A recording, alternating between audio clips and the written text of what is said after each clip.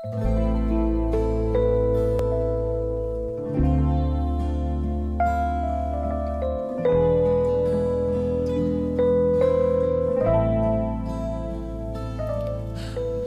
a tu pueblo, Señor. Perdona a tu pueblo, Señor. Perdona a tu pueblo, Señor. En el Evangelio de Lucas, capítulo 23, versículo 34, leemos: Padre, perdónanos, porque no saben lo que hacen. Es la primera de las 7 frases o palabras que Jesús pronuncia desde la cruz en el momento que estaba siendo crucificado. Desde la cruz, Jesús miró a una muchedumbre que profería blasfemias en contra de él. Vio también a las autoridades religiosas de Jerusalén que estaban agitando al pueblo en contra de él. Miró a los soldados, como dice Juan 19, que se repartían sus vestiduras y las echaban al azar. Miró a los ladrones, uno a la derecha y otro a la izquierda, que también lo insultaban, que también le reclamaban que no hiciesen nada por salvarlos.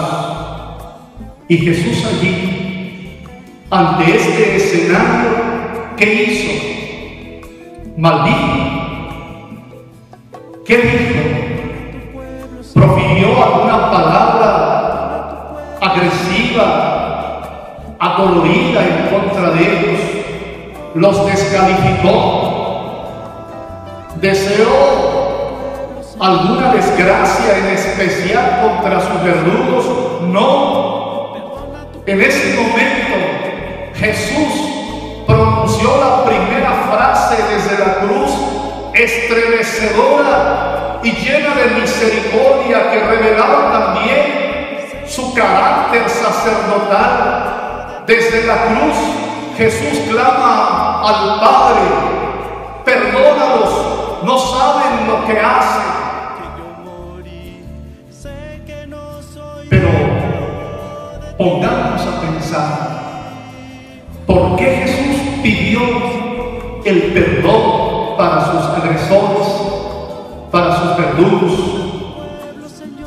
Uno, precisamente porque esa era la razón por la cual Jesús subió a la cruz, para el perdón de los pecados, para reconciliar al mundo con Dios y al mundo entre sí, para proclamar la misericordia de Dios que alcanzaba los corazones de todos los seres humanos, empezando por los pecadores. 2, porque con estas palabras también el autor sagrado quería hacernos notar que se cumplía la profecía de Isaías 53:12.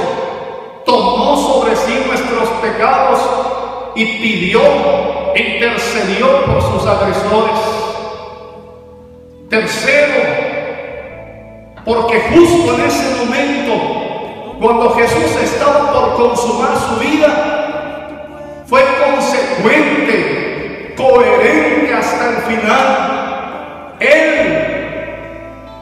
que le dijo a Pedro: no perdonarás solo 7 veces, sino hasta 70 veces 7, es decir, perdonarás siempre, todo, a todos y de corazón.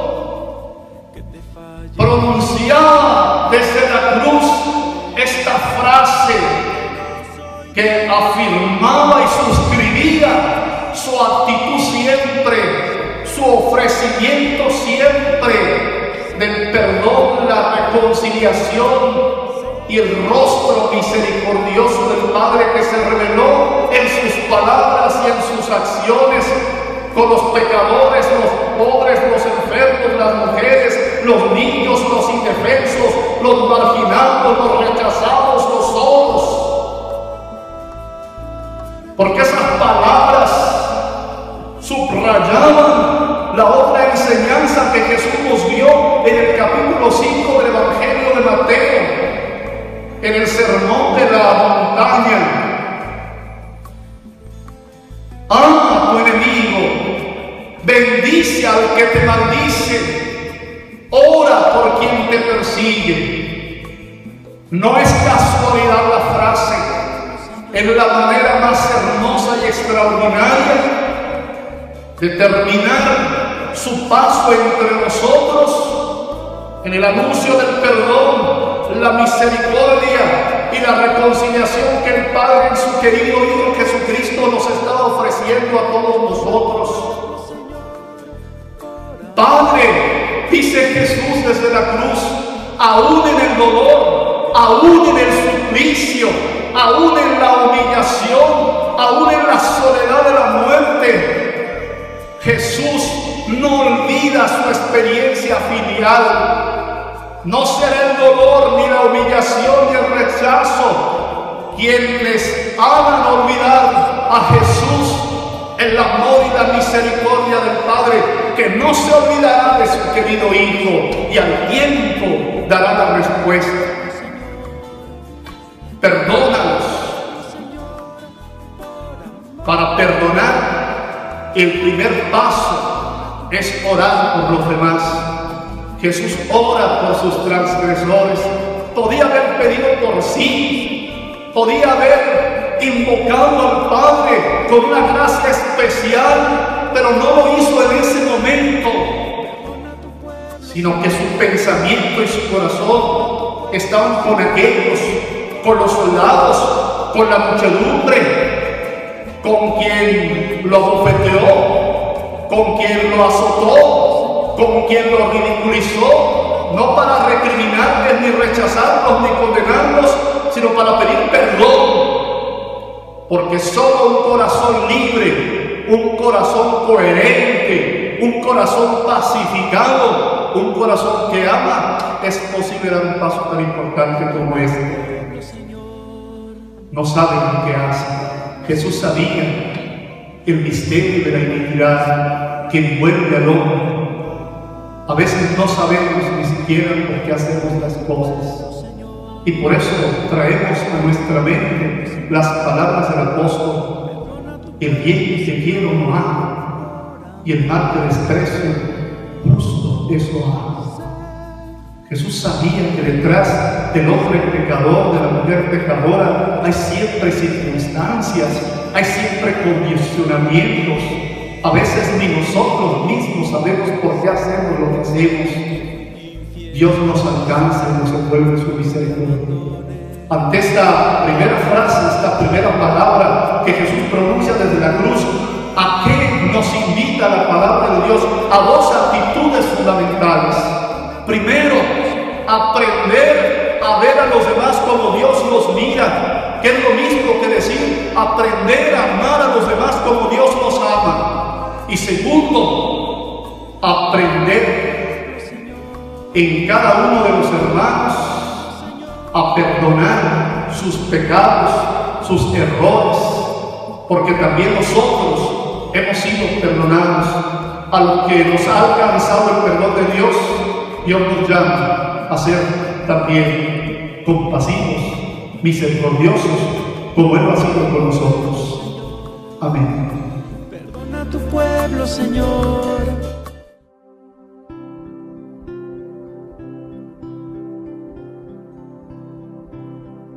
Segunda palabra de Jesús en la cruz. Yo te aseguro, hoy estarás conmigo en el paraíso. Te comparto la palabra, el Evangelio según San Lucas. Uno de los malhechores colgados le insultaban: ¿no eres tú el Cristo? Pues sálvate a ti y sálvanos a nosotros. Pero él le respondió diciendo: ¿es que no temes a Dios, tú que sufres la misma condena? Y nosotros con razón, porque nos lo hemos merecido con nuestros hechos.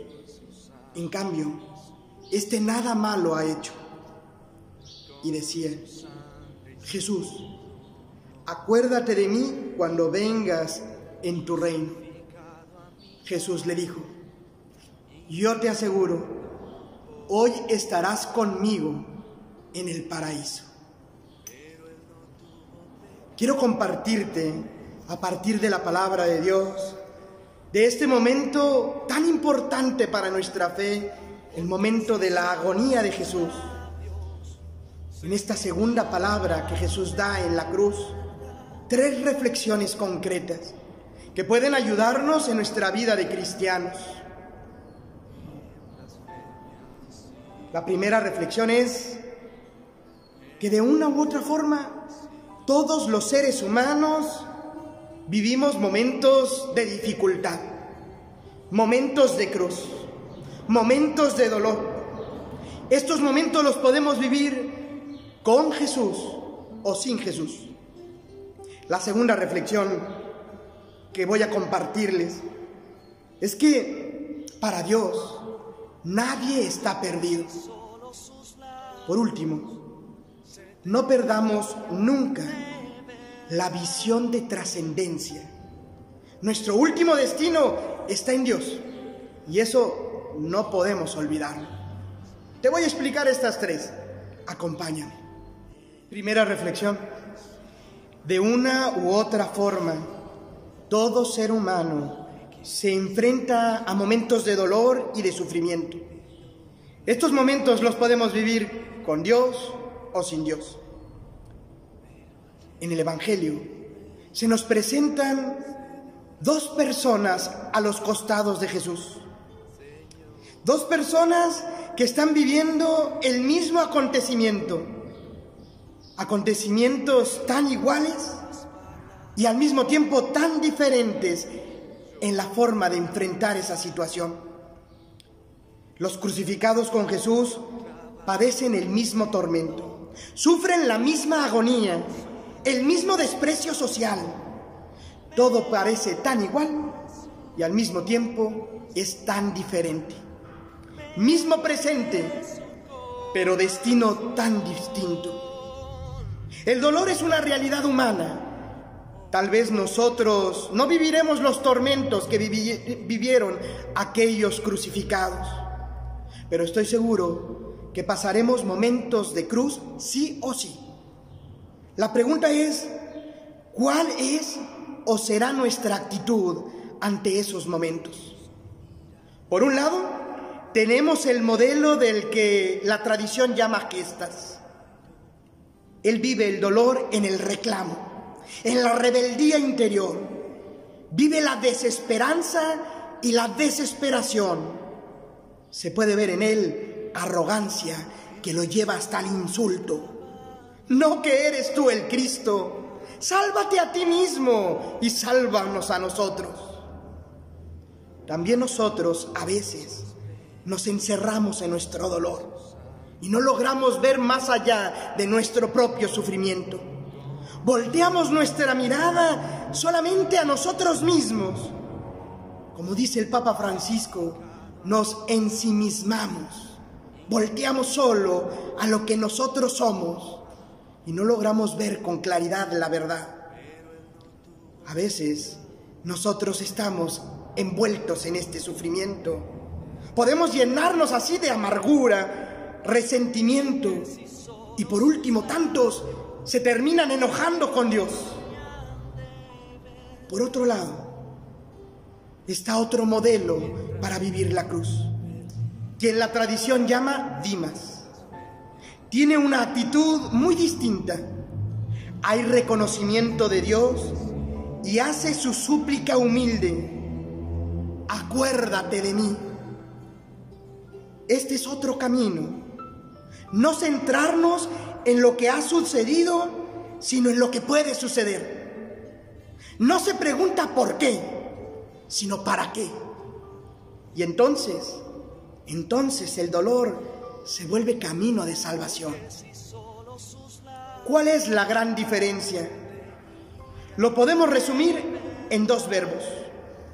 Por un lado está gestas, que quiere entender ese dolor, que quiere entender por qué. Por otro lado está Dimas, que confía. Entender o confiar. Eso encontramos ahí la gran diferencia. Quien intenta entender pretende hacer a Dios muy chiquito. Pretende encontrarse con un Dios pequeñito que puede entrar en el propio entendimiento, y el entendimiento es tan limitado. Un Dios a mi medida. Por otro lado, quien confía, entonces se encuentra con la grandeza de Dios, que no tiene límites. No tiene límites en sus planes y no tiene límites en su misericordia. El que busca entender pone su mirada en sí mismo y en sus propias ilimitadas capacidades, como gestas. Pero el que confía pone su mirada en el crucificado, en Jesús. Y esta mirada es reconfortante y liberadora. Solo entonces se encuentra la paz, cuando miramos a Jesús y dejamos de amargarnos en nuestro sufrimiento, cuando dejamos de tratar de entenderlo y controlarlo todo y empezamos a confiar. ¿Y tú? ¿Cómo vives esos momentos de dificultad y de sufrimiento? ¿Como gestas o como Dimas? ¿Cuál es tu verbo favorito en los momentos de dolor? ¿Entender o confiar? Segunda reflexión. Para Dios, nadie está perdido. Al contemplar la escena de Jesús en la cruz y su diálogo con el buen ladrón, comprendemos una verdad muy hermosa que a veces olvidamos. Efectivamente, para Dios nadie está perdido. Dimas era tan ladrón como Gestas. Tenían ambos un pasado oscuro, por lo que sabemos. Pero el destino de ambos es tan diferente. ¿Cuántas personas habrán pedido a aquel ladrón que cambiara? ¿Cuántos, tal vez, miembros de su propia familia o de sus amigos se sintieron avergonzados por él? ¿Cuántos rechazaron a aquel hombre y sus decisiones, juzgándolo y condenándolo definitivamente? ¿Cuántos dolores de cabeza habrá sufrido su propia madre? Muchos seguramente padecieron las acciones de Dimas. Nosotros también a veces podemos pensar que todo está perdido, que ese pecado que me domina es más fuerte que yo mismo y no puedo cambiar, así soy. También al ver a los demás, somos muy prontos para condenar y decir: no, tu hijo está perdido, ya no tiene remedio, ya para qué le lucha. Pero la enseñanza de este momento de Jesús en la cruz es que Dios siempre tiene una esperanza puesta en nosotros. Que tal vez tú puedes dejar de creer en Dios, pero Dios nunca deja de creer en ti. Que puede ser que tú hayas perdido la esperanza en tus obras, en tu capacidad de cambiar. Que hayas perdido la esperanza en tu hijo, en tu esposo, en tu esposa. Que hayas perdido la esperanza en los demás. Tú puedes perder la esperanza, pero Dios sigue esperando en ti. Él cree en ti, aunque tú a veces dejes de creer en Él. A veces creemos que todo está perdido. Vemos, sin embargo, como en el último momento, Dimas tiene un momento hermosísimo de encuentro con Jesús, que cambia por completo su destino. Hoy mismo estarás conmigo en el paraíso. Aquí hay un llamado de esperanza. Dios tiene sus tiempos y siempre está llamándonos con misericordia. Nunca perdamos la esperanza en que nosotros podemos cambiar con la gracia de Dios. Y por favor, nunca condenes a nadie para siempre. Nadie está perdido de forma definitiva mientras tenga vida. Dios sale al encuentro de todos siempre. Toca a la puerta de tu corazón siempre. Por difícil que parezca el cambio, Dios está ahí, llamándote a cambiar. Dios siempre tiene más paciencia que nosotros mismos. espera con divina diligencia y toca a la puerta de nuestra alma y no se cansa de tocar. Por eso, hermano, Él espera y sigue esperando en ti. Tú no estás perdido. Y ninguno de los que tú conoces, por difícil que sean los momentos que hayan vivido o el pecado en el que hayan caído, si tienen vida, Dios tiene una respuesta para ellos. Nadie está perdido para Dios. Y tercera reflexión: no perdamos nunca la visión de trascendencia de la vida. Nuestro destino último está en Dios. Creo que uno de los grandes problemas del hombre contemporáneo, una de las grandes crisis de nuestro tiempo, es la falta de vivir con dimensión de trascendencia. Y Jesús ahí en la cruz nos lo deja muy en claro: hoy mismo estarás conmigo en el paraíso.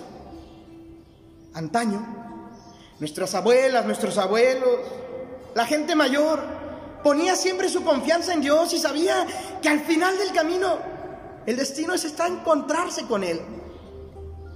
Pero ahora nos aferramos tanto a lo temporal, nos aferramos tanto a nuestro trabajo, nos aferramos tanto a nuestras cosas, tal vez porque hemos olvidado que todo es temporal, menos el amor de Dios. Ese es permanente. Que en realidad todo lo que nosotros vemos es transitorio y que son medios, pueden ser medios muy buenos, pero nunca fines. El fin del corazón del ser humano, el fin de nuestra existencia, el fin último de nuestra vida, está en la casa del Padre.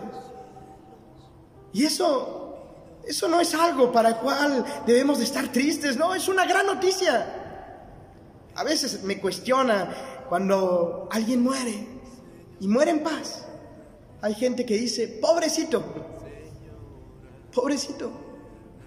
Pero si está siendo llamado a la casa del Padre, si tuvo una vida recta, si creyó con fe firme, se le ha prometido salvación.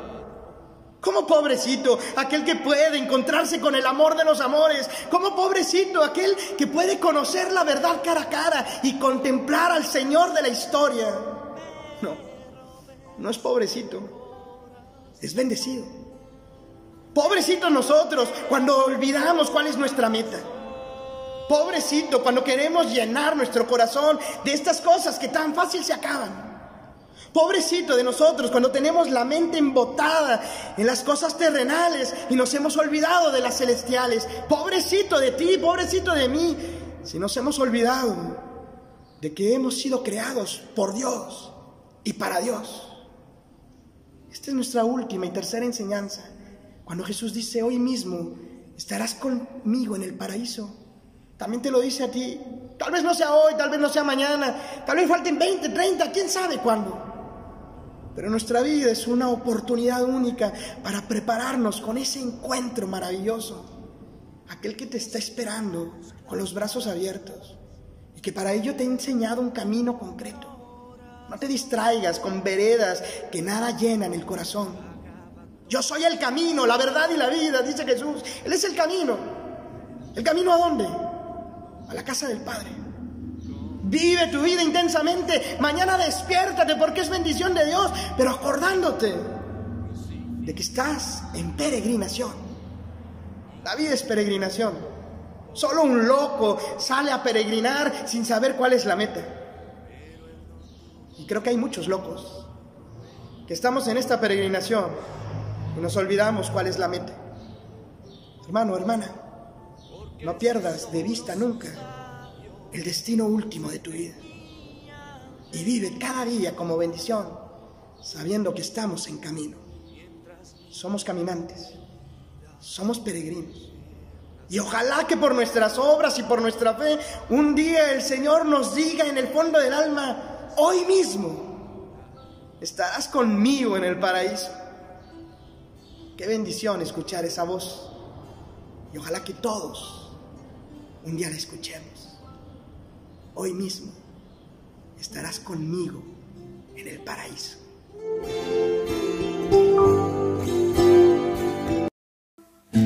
se acaba el vino en tu vida hoy, ahí tienes a La tercera palabra de Jesús desde la cruz es una palabra que tiene que ver con la comunidad humana, la cual formamos todos.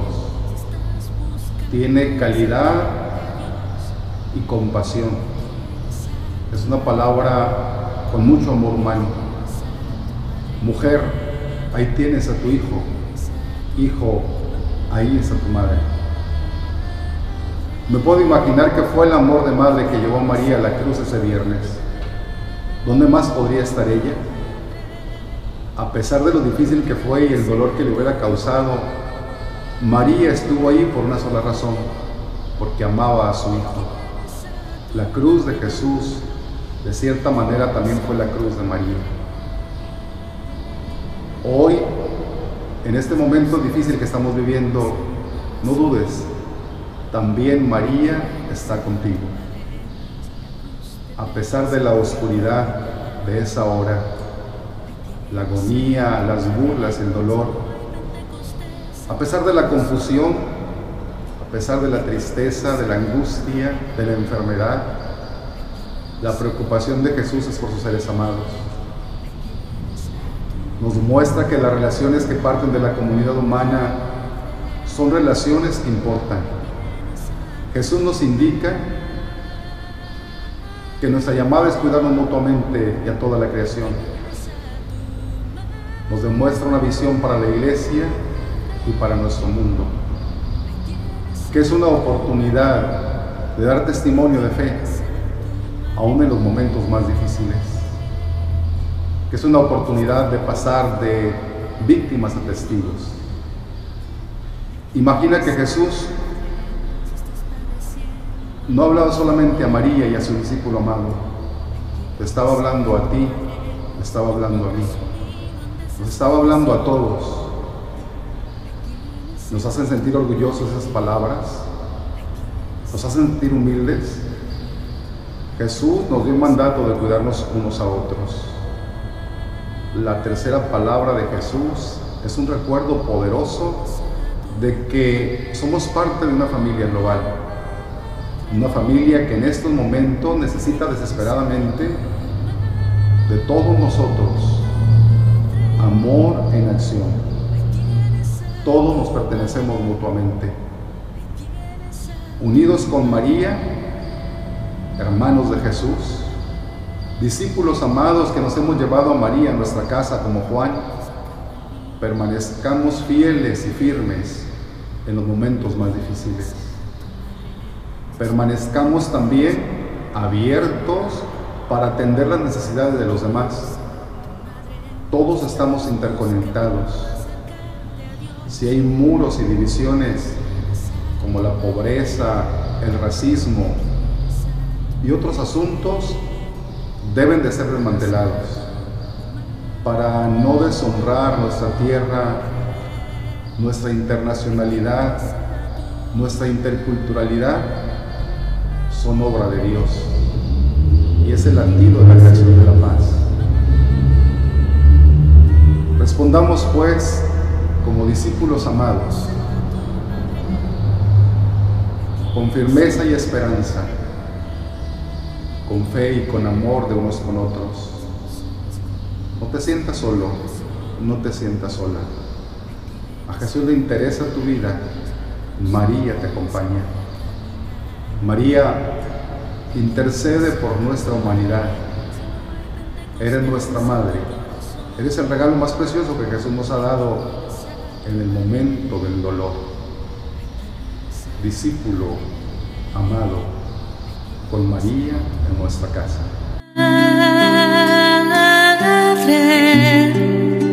Ahí tienes a tu madre.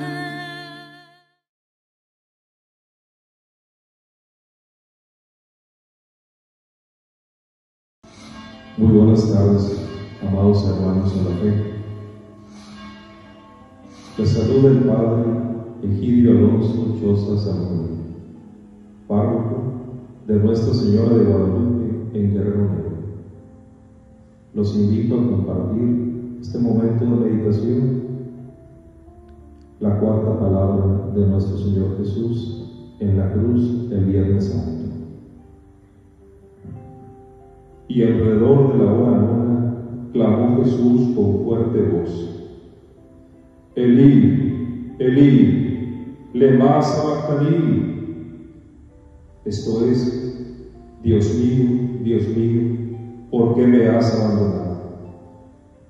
Al oírlo, algunos de los que estaban allí decían: a Elías llama este. Y enseguida uno de ellos fue corriendo a tomar una esponja, la empapó en vinagre y sujetándola a una caña le ofrecía de beber. Pero los otros dijeron: deja, vamos a ver si viene Elías a salvarlo. Palabra del Señor.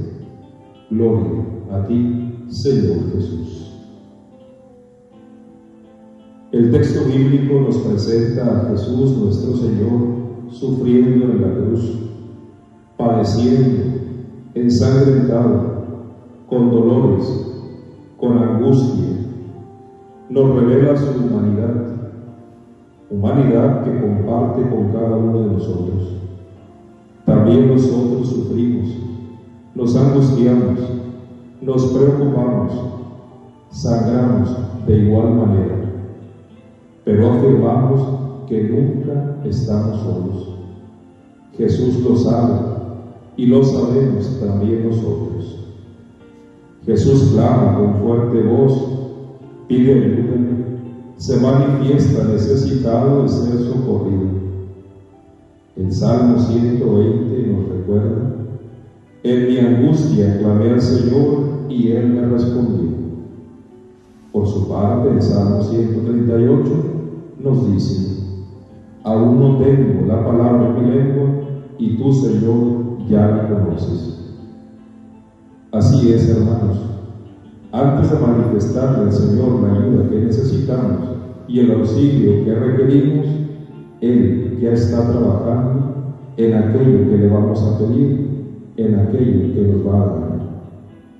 Nuestro Señor Jesús grita que se siente abandonado. Así lo experimenta clavado en esa cruz.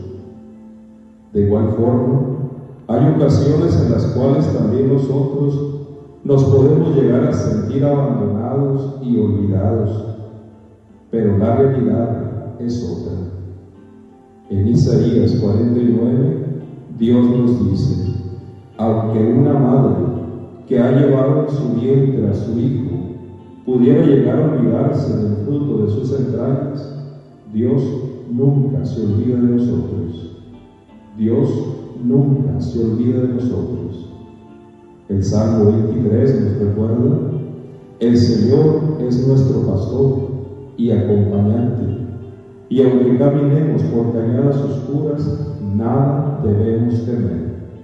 Nada debemos temer, porque Él está con nosotros, va con nosotros y nos acompaña. Su vara y su callado nos brindan seguridad y confianza. Así también el Salmo 136 expresa que Dios no se olvida de nosotros, en especial cuando nos ve sufrientes, afligidos y casi derrotados. ¿Y cómo podría olvidarse Dios de nosotros si nos ama profundamente? El evangelista Juan escribió que tanto amó Dios al mundo, tanto ama Dios al mundo, que dio a su Hijo unigénito para que el mundo se salve a través de Él. Dios es amor. Dios nos ha amado, Dios nos ama y Dios nos amará siempre. Resulta interesante la forma de comunicarse Jesús con Dios Padre, un lenguaje particular y especial de Él. Nos da a conocer esa relación especial, personal e íntima que tiene con su Padre del cielo. Padre que ha querido adoptarnos también a nosotros como sus hijos desde el momento de nuestro bautismo. Muchas veces no profundizamos ni valoramos este gran regalo de Dios Padre que hemos recibido sin merecerlo. El apóstol San Pablo, en su carta a los Gálatas, nos recuerda que al ser hijos e hijas de Dios, somos herederos del Padre bueno, de todo lo que Él es y posee, por voluntad misma de Dios. Así pues, a ejemplo de Jesús, todos estamos invitados a tener una relación sólida con nuestro Padre Dios. En contraste con la persona de Jesús, Hijo de Dios, encontramos a aquellos que no aceptan su filiación divina, no se asumen como hijos e hijas de Dios. Hay algo que se los impide y descartan todo vínculo de paternidad divina, con todo lo que esto pueda llegar a significar e implicar. Lo vemos claramente en la lejanía de muchos de nuestros hermanos, lejos del mensaje que salva, lejos de la vivencia de los misterios de la salvación, lejos de la oración, lejos de su gracia, viviendo equivocadamente, sin saber cómo afrontar las situaciones exigentes de la vida, como aquel que corrió a empapar una esponja en vinagre para darle de beber a Jesús. Algunos otros, a pesar de ser testigos del poder de Dios, se sitúan en una postura irónica y falsamente retadora, fingiendo apostar a la probabilidad de que fuera el mismo profeta Elías quien rescatara a Jesús. Este mal crece en el hombre contemporáneo, quien es claramente testigo del brazo poderoso de Dios que actúa en el mundo y sin embargo toma esta verdad contundente, la manipula con ironía, con egoísmo, con soberbia, con vanidad, y llega a presentarla como mentira, y desafortunadamente muchos la reciben y la creen. Esta escena de Jesús sufriendo en la cruz, clamando a Dios Padre, nos hace recordar aquella parte de la carta del apóstol San Pablo a los romanos. Dios dispone todas las cosas para el bien de los que lo aman. Por eso, tengamos muy presente, hermanos, que Dios nos ama profundamente, que Dios quiere tener una relación sólida y estrecha con cada uno de nosotros, que Dios siempre está muy cerca de nosotros y en especial en los momentos de prueba y dificultad, que Dios siempre escucha nuestras súplicas, que Dios quiere que todos los hombres se salven y lleguen al conocimiento de la verdad. Dios te siga bendiciendo abundantemente en tu hogar y con tu familia. Amén.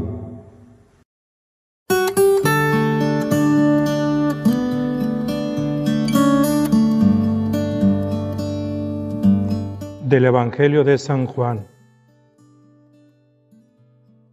Después de eso, como Jesús sabía que ya todo se había cumplido, y para que se cumpliera la Escritura, dijo: «Tengo sed».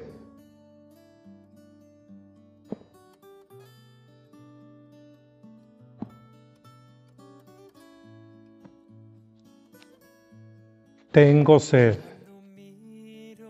Estas palabras de nuestro Señor Jesucristo están pronunciadas experimentando intenso sufrimiento y llenas de sentido, por lo menos a dos niveles.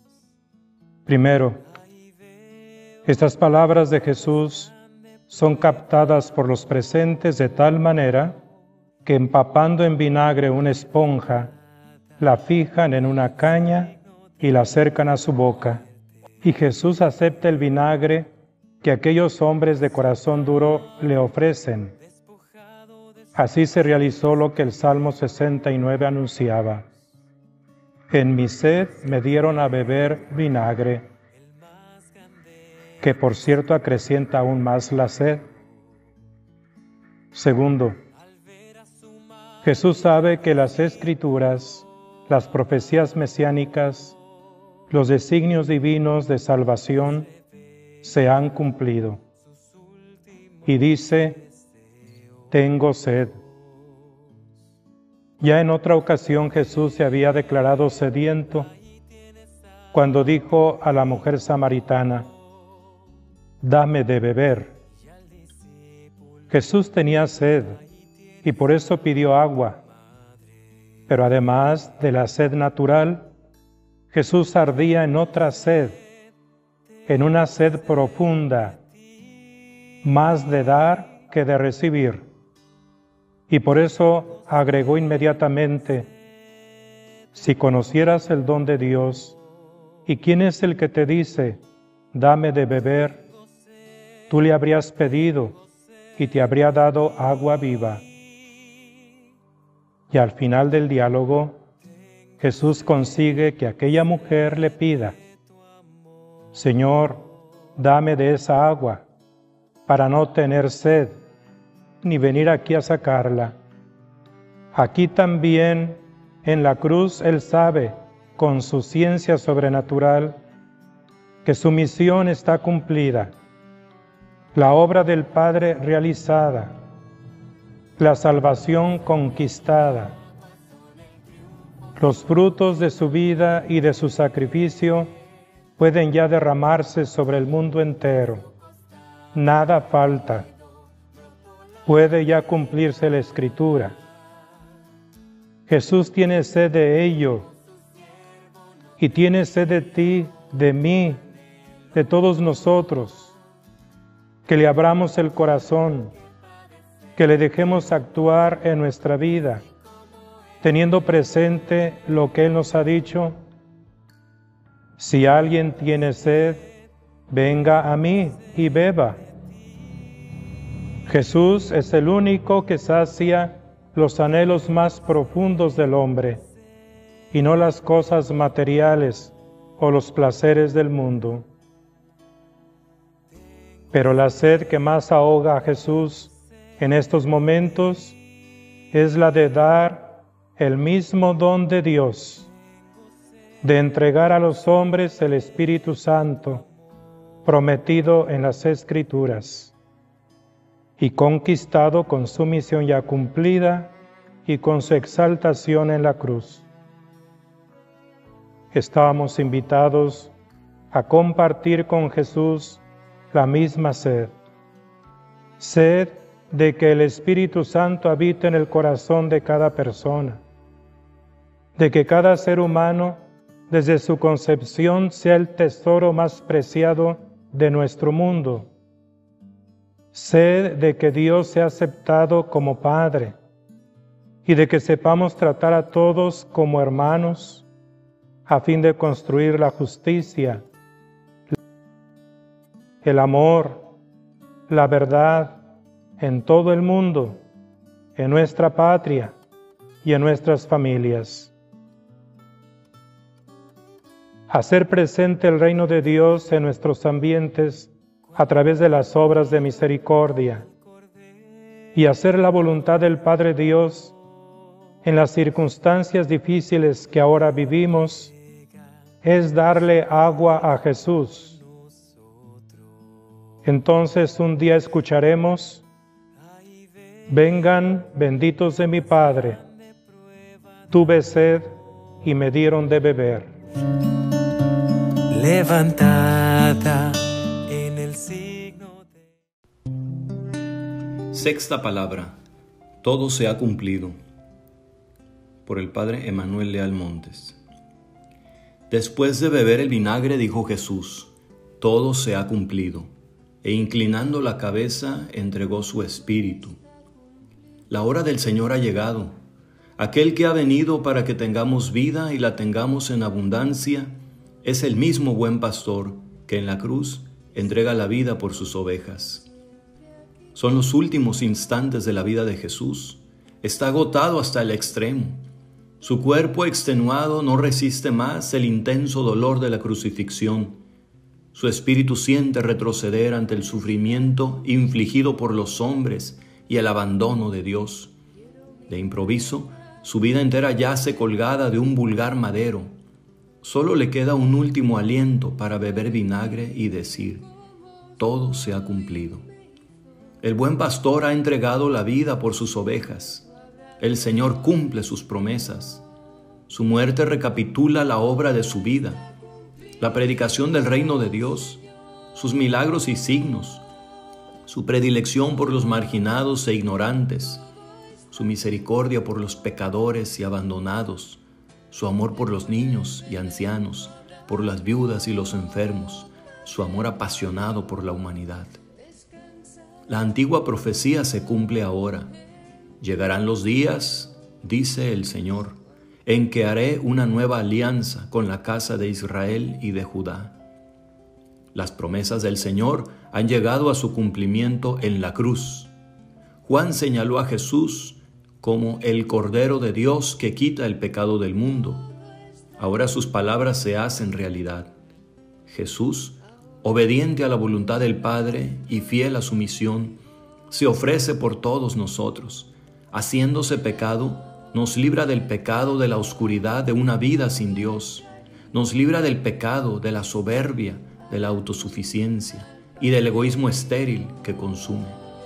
Su obediencia y fidelidad a Dios realizan plenamente el cumplimiento de la antigua alianza y nos abren al don de la perfecta. Ofrezcamos sin cesar, por medio de Él, a Dios, un sacrificio de alabanza, es decir, el fruto de los labios que celebran su nombre. En la carta a los Hebreos leemos de Jesús: Él es el sumo sacerdote que necesitábamos, santo, inocente, sin mancha, separado de los pecadores y elevado por encima del cielo. Él no tiene necesidad, como los otros sumos sacerdotes, de ofrecer sacrificios cada día, primero por sus pecados y después por los de su pueblo. Esto lo hizo de una vez para siempre, ofreciéndose a sí mismo. En efecto, Jesús es el buen pastor de nuestras vidas y el sumo sacerdote que nos conviene. En la cruz ha ofrecido al Padre el perfecto sacrificio, de una vez y para siempre, ofreciéndose a sí mismo, conforme a las palabras que Cristo dijo al Padre al entrar al mundo: Tú no quisiste sacrificios ni ofrendas, sino que me formaste un cuerpo. No te agradaron los holocaustos ni los sacrificios por el pecado. Entonces dije: Aquí estoy yo, oh Dios, para hacer tu voluntad. ¿Cuántas veces le hemos preguntado a Dios: ¿por qué permites tanto mal? ¿Por qué, si eres amor y has traído la paz y la justicia, parece que vemos reinar lo contrario? El odio que no nos deja ser felices, la violencia que hiere nuestros corazones y arranca de raíz la vida humana, y las injusticias que indignan y nos impiden progresar. La respuesta de Dios la descubrimos contemplando el crucificado desde lo más profundo del corazón y en el silencio de quien se abre al misterio de Dios. Trae a la mente las palabras del apóstol: el mensaje de la cruz es una locura para los que se pierden, pero para los que se salvan, para nosotros, es fuerza de Dios. El crucificado asume el mal de la humanidad y, ofreciéndolo al Padre, nos obtiene su perdón y nos reconcilia definitivamente con Él. Su resurrección es al mismo tiempo el signo del cumplimiento de la promesa de Dios y su victoria definitiva sobre la muerte y el mal. Jesús cumple las promesas de Dios y nos reconcilia con su Padre. Cristo crucificado es la fuerza y sabiduría de Dios para nosotros, llamados por pura gracia a la vida divina. En Él Dios nos revela la anchura y profundidad de su amor y nos llama a una vida nueva, según su Espíritu. Su Espíritu es el don de la comunión perfecta con Dios, es la fuerza transformadora y el vínculo indestructible de una nueva humanidad. Todo se ha cumplido. Pidámosle al Señor que también en nosotros se cumpla la voluntad del Padre. Pidamos su gracia para aceptarla con docilidad y el coraje para cumplirla en nuestra vida cotidiana. Como ovejas del Señor, creamos en las palabras del buen pastor: Yo les doy vida eterna. Ellas no perecerán jamás, y nadie las arrebatará de mis manos. Todo está cumplido.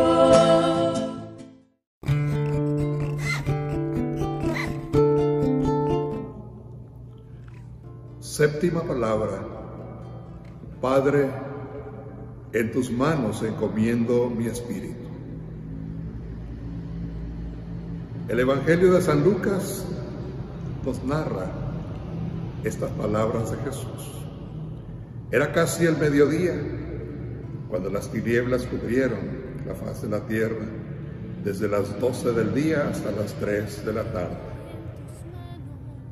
El velo del templo se rasgó a la mitad y Jesús, clamando con voz potente, dijo: Padre, en tus manos encomiendo mi espíritu. Y dicho esto, expiró. Palabra del Señor. Qué hermosa forma de morir. Qué gran enseñanza, hermanos y hermanas, para el hombre de todos los tiempos y también para el hombre de hoy. Porque todos le tenemos miedo a la muerte. La muerte para nosotros es como un misterio, un enigma, algo incomprensible. Es como perderlo todo, como disolvernos en el vacío, entrar en una noche sin fin. En cambio, para Jesús, la muerte es un encuentro amoroso con ese Padre que nos ama, en el que podemos abandonarnos con plena confianza. Así lo hizo Jesús. Seguramente Jesús estaba citando el Salmo 31 que dice: en tus manos encomiendo mi espíritu. Pero él añadió la palabra Padre. Él quiso que su última palabra fuera la más dulce, la más querida de su corazón. Padre, Abba, Papito. Porque Jesús murió como vivió, en una plena comunión con su Padre Dios. Toda la vida de Jesús fue un diálogo con su Padre Dios. Desde que era niño, de 12 años, nos cuenta el Evangelio, que allá en el templo de Jerusalén le dijo a José y a María, sus padres: ¿por qué me andaban buscando? ¿No sabían que yo debo de ocuparme de las cosas de mi Padre? Y más adelante dirá: Padre, yo te alabo, Señor del cielo y de la tierra, porque has ocultado estas cosas a los sabios y entendidos y se las has revelado a la gente sencilla.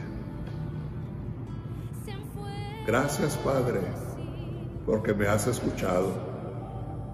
Tú siempre me escuchas.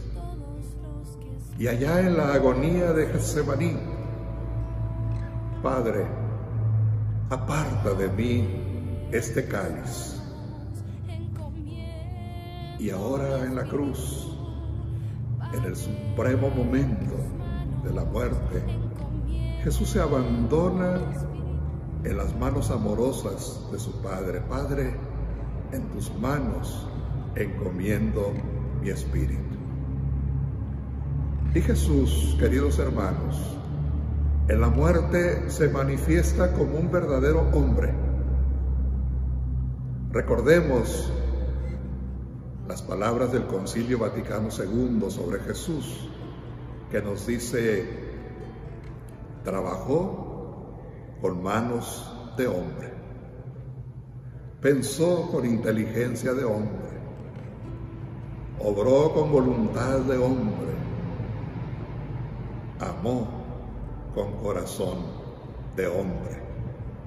Y podemos añadir, murió con una muerte de hombre. La muerte para Jesús es el abandono en las manos amorosas de su Padre Dios. Y es una gran enseñanza para nosotros, para que cuando llegue el momento de nuestra muerte, también nosotros podamos decir, como Jesús: Padre, en tus manos encomiendo mi espíritu. Cuando con dolor nos llega la muerte de un ser querido, Padre, en tus manos encomiendo su espíritu. Así murió Jesús. Y dicen que esta es la última palabra, pero no es verdad. La última palabra la tiene Dios, que no puede soportar la muerte injusta de su Hijo. No puede soportar que el mal trunque la vida de Jesús, su Hijo amado. Que el mal venza sobre el bien. Dios no está pintado. Y la última palabra la tiene Dios, que resucitará a Jesús de entre los muertos. Por eso, hermanos y hermanas, la última palabra es esta: yo soy el que vive.